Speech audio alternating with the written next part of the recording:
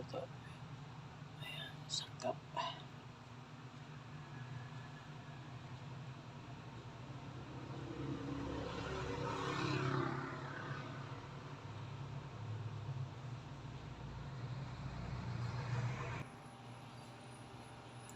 Chicken.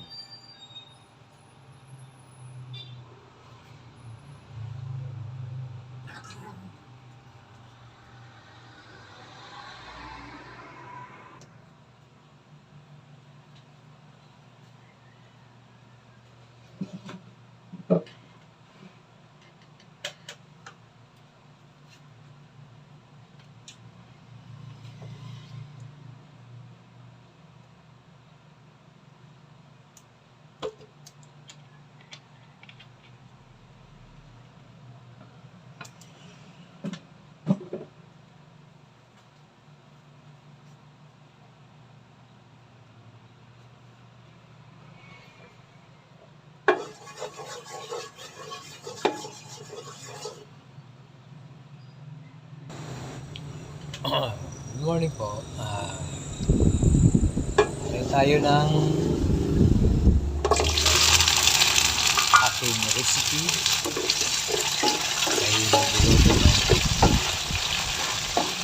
mga baka, pagdiritang manok ang ating lulutuin. Isang kampo nito ay meron tayong carrots,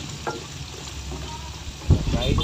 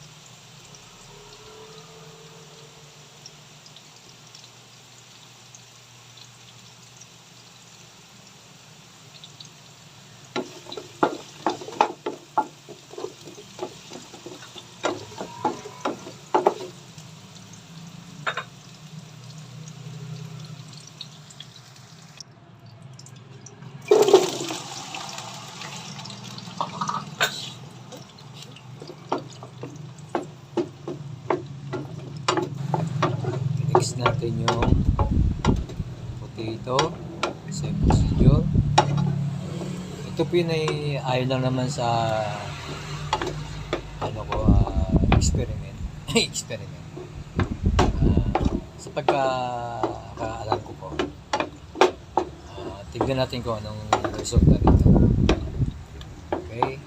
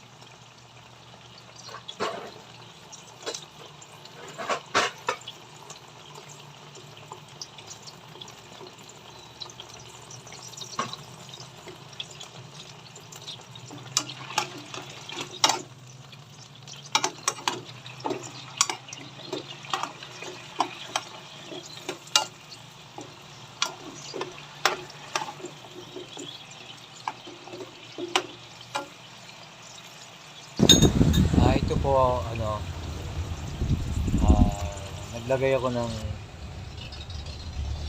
ng mantika diyan, tsaka butter. Kaya kung mapapansin niyo po, kulay dilaw yung parang slurry siya, di ba? Ayun, and then igigisa po natin yung bawang.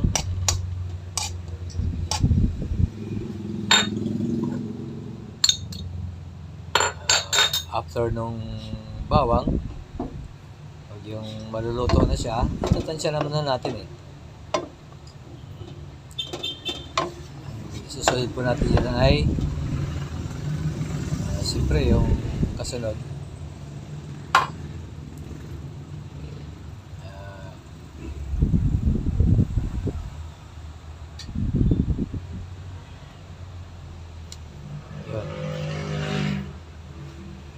yun, ano natin, matatagalin muna natin ng konti para lumabas yung aroma ng bawang. And then ito ay ayon na po sa sa atin kung anong klaseng pagluluto ang gusto natin gawin. Nasa atin po yung diskarte, no? Ito ay ayon din naman sa aking konting kaalaman. Kaya medyo matagal ang ko diyan, pagluluto ng bawang sa ganyan, may butter at saka konting mantika, kasi nagdirita nga yung lutuin ko.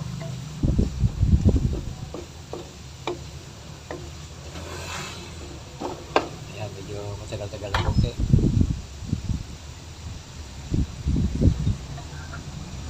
Tapos abang susunod yan, okay, alam nyo na yun.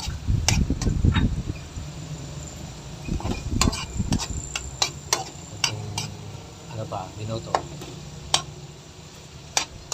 Sinicheck ko yung bawang kung medyo malambot na eh.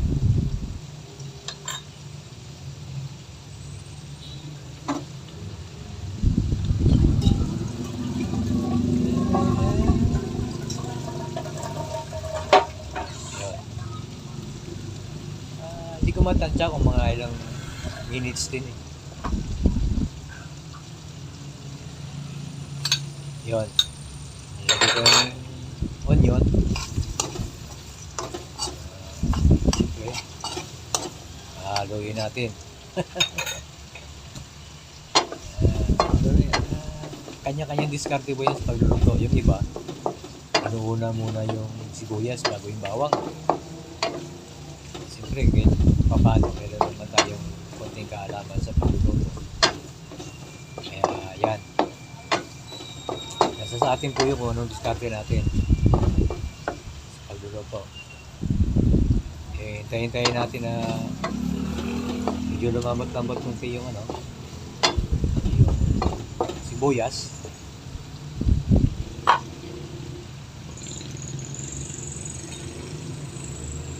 Siyempre, lumamot na yung sibuyas,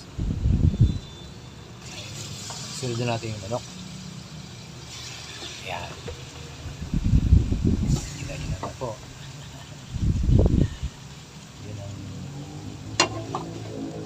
Yan ang diskarte ko. Posible tayo, may kanya-kanya tayong diskarte. Okay.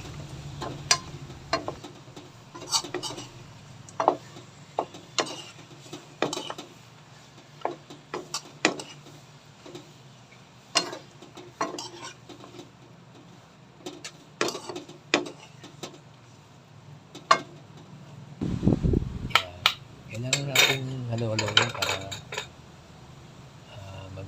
tawag dito, pumasok yung lasa ng bawang at sibuyas saka yung butter sa karne.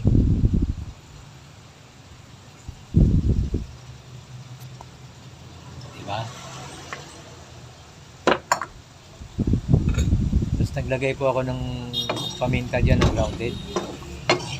grinded yung ano, yung ino. Yung ano lang, yung, may measurement kasi kami dyan na parang kutsarang maliliit eh. Yun ang ginagamit ko. So, hindi ako gumamit ng paminta na bilog. Kasi yan, walang ano, hindi mo mapapansin na may paminta yan. Yung pinong ginagamit ko.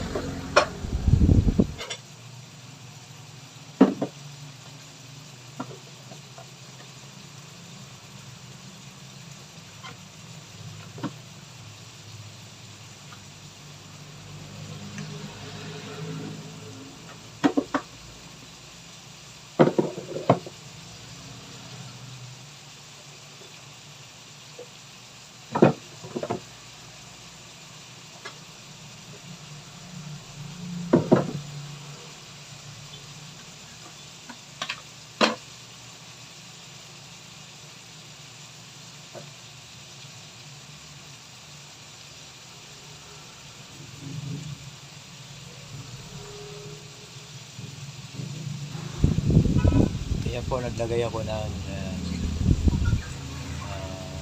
chicken cubes. Dinurog-durog ko. Tapos para ano, maghalo ang lasa niya sa karne. Kung mapapansin nyo po, inalo-halo ko na lang muna yan. Tapos hindi muna ako naglagay ng tubig.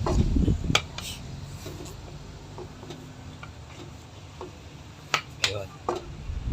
Sisimmer natin siya para ma-absorb ng karne yung absorb ng meat yung ano ano tawag dito, yung nor cubes.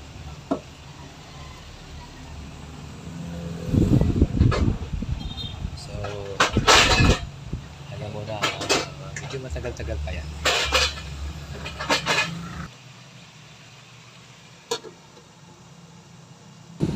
Ayun, kung mapapansin nyo po, tinakpan ko muna. Tapos naglinis ako ng bigas habang pinapalambot natin yung karne. Sinabayan ko na rin ang pagkain para isang trabaho na lang, since ito ay rice cooker, so hindi problema. Sinsa na kayo sa ano namin, sa lababo, kasi hindi ko pa napaparepair eh. Wala pa tayong ano eh, wala pa tayong budget. Sana makasurte. Ayun, akong tuka ngayon sa pagluluto. Ayan yung ginagamit ng takalan. 4 na kanin ay bigas, bali 5 yung tubig, 5 takal. Ganun po yung ano ko, measurement. Kasi may mga bigas minsan pag kulang sa tubig, pag naluto matigas yung kanin. Ayan o, may bigyan pa nga yung pinagbalatan ko ng ano, carrots, tsaka ano yung plastic na yan. Ayan o, yung pang kuskus doon o. Kasi siya na o, hindi tayo organize eh. Kaya yun. So habang papalambot tayo ng manok, nagluluto na rin tayo ng kanin. Isahan na lang, diba?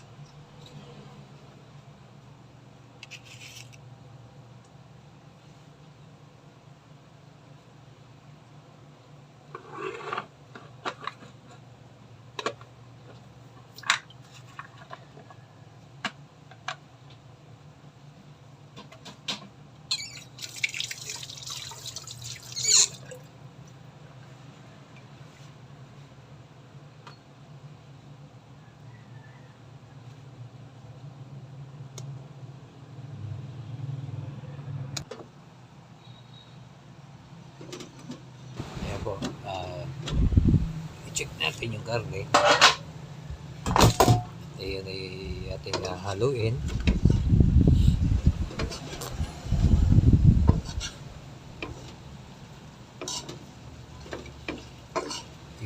Mapapansin nyo po, wala pang tubig yan. Yung purpose ko doon, maghalo yung lasa ng cubes. Yan, ngayon pa lang ako maglalagay ng tubig para palambutin, diba? At nakapasok na yung lasa ng cubes sa karne.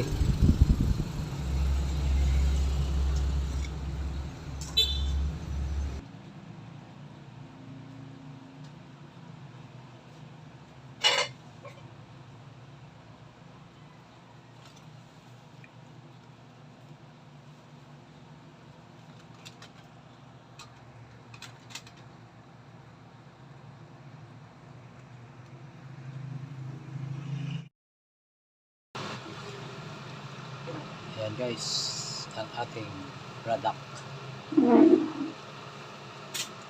ating finished product.